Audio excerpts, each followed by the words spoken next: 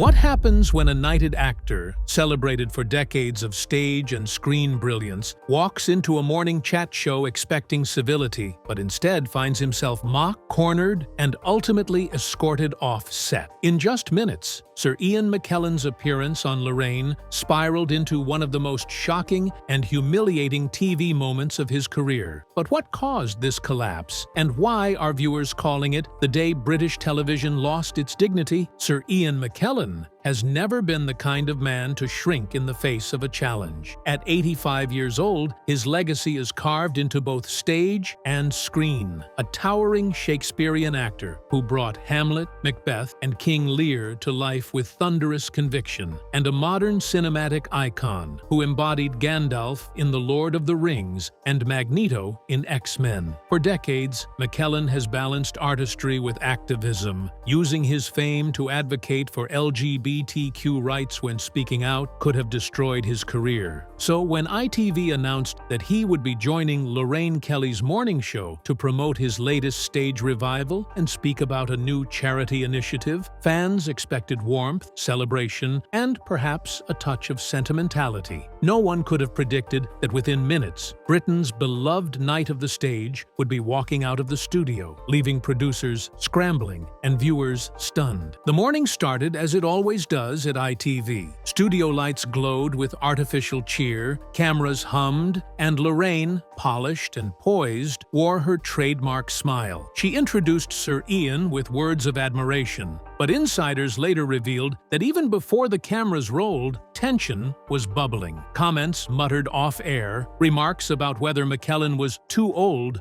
to handle live television, or whispers about how much relevance he still carried seemed to have reached him. This was not a man easily shaken, but disrespect, however subtle, was something he never tolerated lightly. As McKellen settled into the chair opposite Lorraine, he carried himself with his usual grace, sharp suit, patterned scarf, and eyes that twinkled with intelligence. But there was also an unmistakable steeliness, as if he already suspected this interview would not go the way he had been promised. The cameras blinked red, the teleprompter began its rhythm, and Lorraine leaned forward with carefully rehearsed warmth. To the audience at home, this was routine morning television. To those in the studio, it was the beginning of a storm no one could stop. To the public, Lorraine Kelly is the smiling face of daytime television, the safe pair of hands who can chat with Hollywood actors one minute and cookbook authors the next. But within the industry, her reputation has always been more complicated. Colleagues and past guests whisper about her knack for disguising sharp barbs behind a cheerful smile, for dismissing stories as old hat if they don't fit the narrative of her show, and for pressing questions that can seem more mocking than curious. It's a style that has earned her longevity, but also criticism. More than once, her interviews have gone viral not for charm,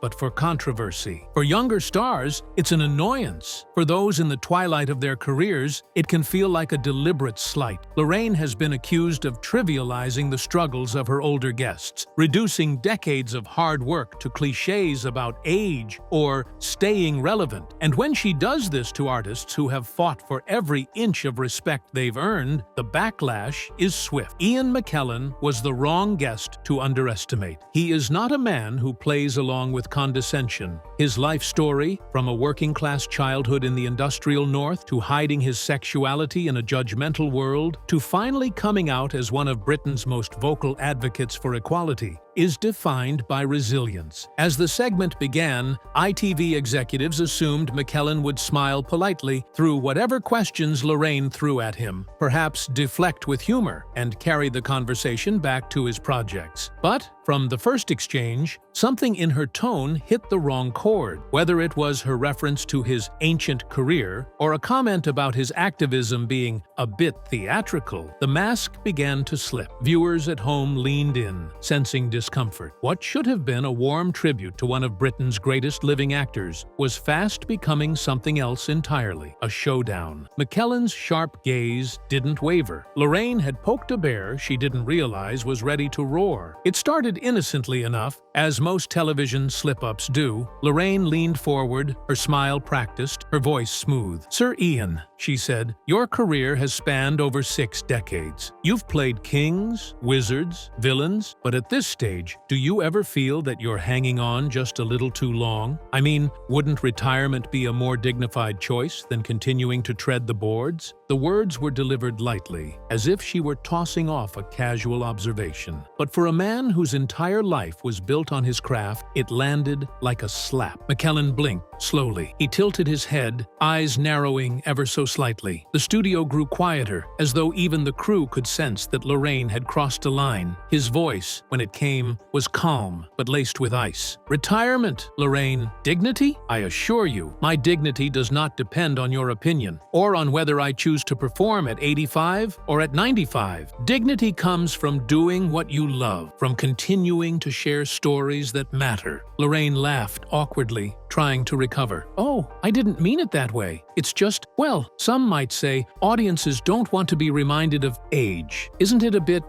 depressing?" The words tumbled out too quickly, a nervous filler, but they only made things worse. McKellen leaned forward, his voice carrying the weight of centuries. "Depressing," he repeated, his tone dropping an octave. "Do you find survival depressing, Lorraine? Do you think the elderly should vanish into quiet corners because they no longer fit the glossy image of youth your show prefers?" The tension thickened. Some crew members shifted uncomfortably behind the cameras. Lorraine forced another smile, but it looked brittle now. No, of course not," she said. "I just think audiences want something uplifting." And that was when McKellen delivered his first real blow. Uplifting, my dear, is not ignoring reality. Uplifting is showing that passion has no expiration date. Uplifting is reminding people that a man who once feared speaking his truth is now free to speak it, on any stage, in any role, at any age. The audience at home couldn't hear it, but inside the studio, the silence after his words was deafening. Lorraine shuffled her notes, visibly rattled. For the first time in years, her carefully controlled format was slipping through her fingers, and McKellen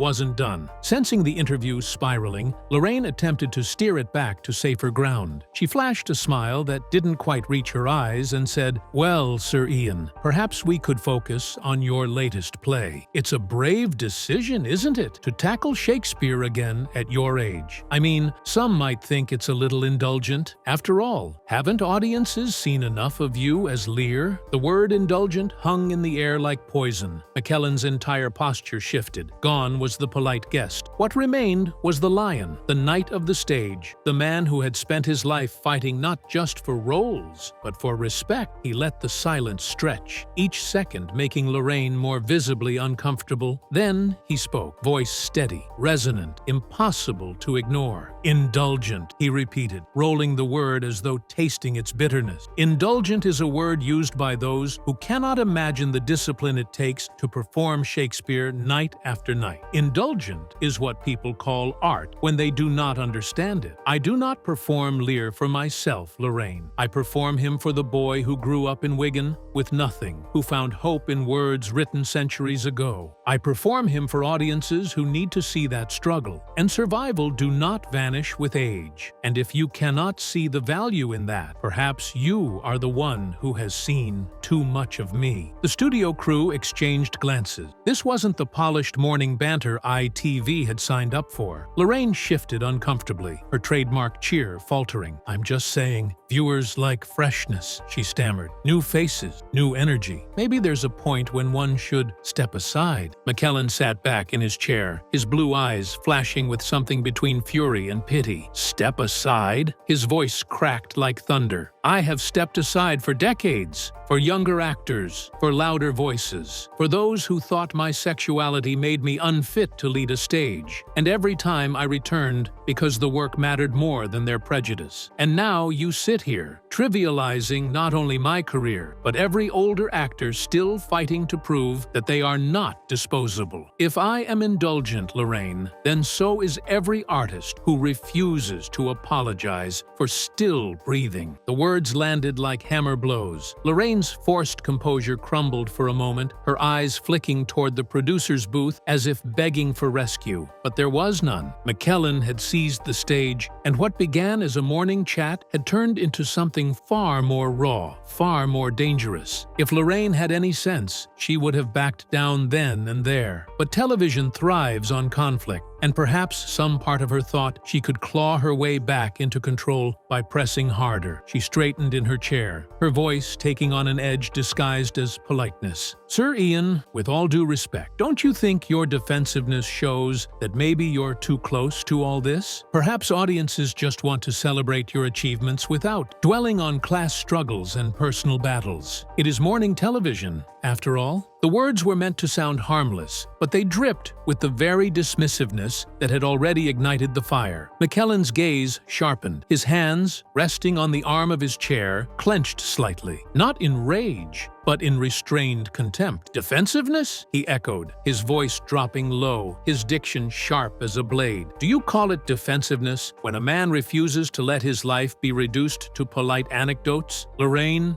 I've lived long enough to know when someone is asking questions to listen and when someone is asking questions to undermine. And right now, you are not listening. You are dismissing." Lorraine forced a laugh, but it rang hollow. "I'm only trying to bring out another side of you, Sir Ian. One that isn't so heavy. Our viewers don't tune in for lectures. They want to see warmth, humor, the twinkle in your eye, not a lecture about social issues." For the first time, McKellen leaned forward, closing the physical space between them. His voice carried the commanding weight of a Shakespearean soliloquy, booming and intimate all at once. "Warmth, Lorraine, comes from honesty. Humor comes from truth. You ask for a twinkle in my eye while telling me to bury the very past that gave me one. That is not entertainment. That is erasure." The studio grew silent. Even the floor manager, usually quick with hand signals and time checks, froze. Lorraine's smile faltered, her cheeks flushing. She glanced down at her notes, searching for escape. But there was none. McKellen had seized the room, and he was just getting started. The silence lingered for too long, and Lorraine, desperate to fill it, made the fatal mistake of pushing again. "All right, Sir Ian," she said briskly, "but surely you can admit that constantly bringing up your struggles, your identity, your personal crusades, it can get tiresome. Some people would say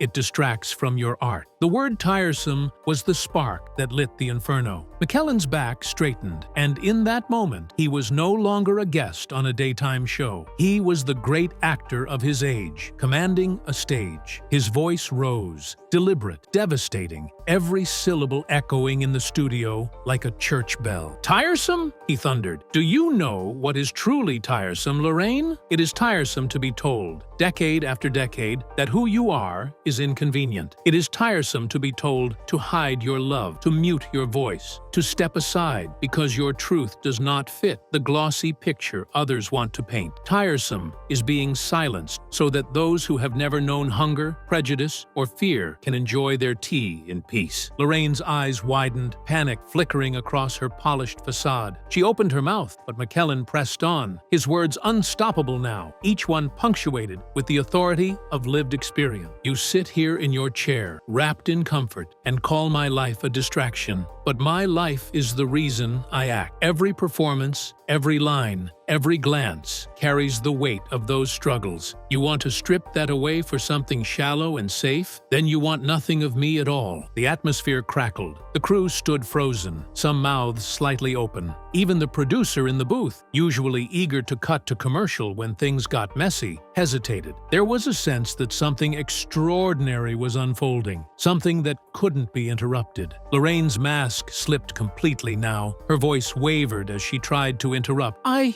didn't mean it like that, Sir Ian. You're twisting my—" But McKellen silenced her with a single raised hand, regal and absolute. "No, for once, Lorraine, you will listen." The room held its breath. The tension in the ITV studio had reached a point where every second stretched unbearably long. Lorraine shifted in her seat, her rehearsed poise unraveling. The producers whispered frantically in her earpiece, urging her to steer the conversation back to safer ground, his upcoming film, his charity work, anything. But McKellen was not finished, and he wasn't about to let her wrestle back control. control. You want me to be light, he said, his voice dropping to a controlled simmer, the kind of quiet fury that was more terrifying than shouting. But lightness without substance is nothing. You want me to sparkle, to smile, to fit into your tidy little box. Yet here you are, sitting before me, mocking the very foundations of my life. Do you understand what you've done? Lorraine forced another smile, though it looked painted on, brittle. Sir Ian, I assure you, no one is mocking you. I'm simply suggesting that perhaps our viewers, well, they'd rather hear about your success than the struggles. It's television, after all. We try to keep things pleasant. McKellen laughed then, a bitter, humorless laugh that rang through the studio. Pleasant? Yes, that's the word, isn't it? Pleasant television. Never mind that lives are lived in pain and triumph, in scars and survival. No, let's sweep that under the rug so the tea doesn't get cold. You've mistaken entertainment for truth, Lorraine. And worse, you've mistaken me for someone who will sit quietly and play along. His words hung heavy. A camera operator shifted uncomfortably, one hand resting on the lens, but no longer steady. The crew sensed it. This wasn't an interview anymore. It was an inquisition, a reckoning. McKellen's eyes narrowed. Do you know what's truly unpleasant? To be told, by people like you, that my life, my fight, my voice, is a sideshow. I didn't claw my way out of obscurity to have it dismissed as old stories. I didn't come out to the world, in a time when men were jailed for it, to be told decades later that it's a distraction. Lorraine tried to interject, her voice quivering. No one's saying that, but McKellen cut across her with a power that silenced the room. Yes, Lorraine,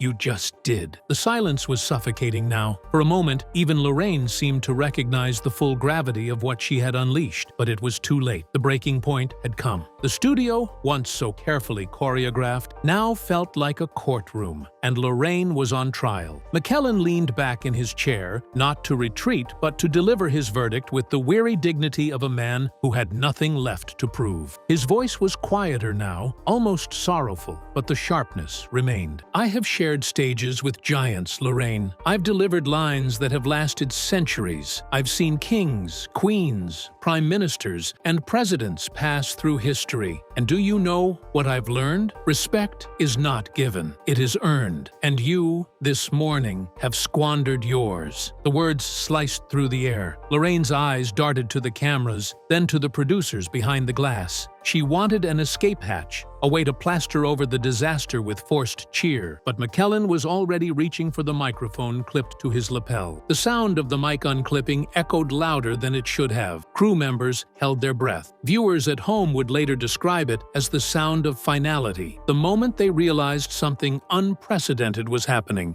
McKellen placed the mic carefully on the table. Then he stood, slowly, deliberately. Every gesture carried the weight of theater, as though he had rehearsed this exit his whole life. The cameras, unable to cut away, captured his towering presence as he looked down at Lorraine one last time. You wanted sparkle, he said, his voice low but resonant. Instead, you got truth, and truth is rarely pleasant. Lorraine tried one last desperate laugh, brittle and shaky. Oh, Sir Ian, don't be dramatic. We're only having a little chat. McKellen fixed her with a gaze that silenced her instantly. No, we were having an interview, and now we are having an ending. And with that, he turned, his long coat swishing as he strode toward the studio exit. The cameras followed involuntarily, catching every step. The door opened with a hiss, and as it closed behind him, the studio remained frozen, its star guest gone, its host exposed, its silence deafening. For Lorraine Kelly, it was a moment she would never live down. For Sir Ian McKellen, it was a final reminder. Dignity is worth more than any stage, any camera, any morning show.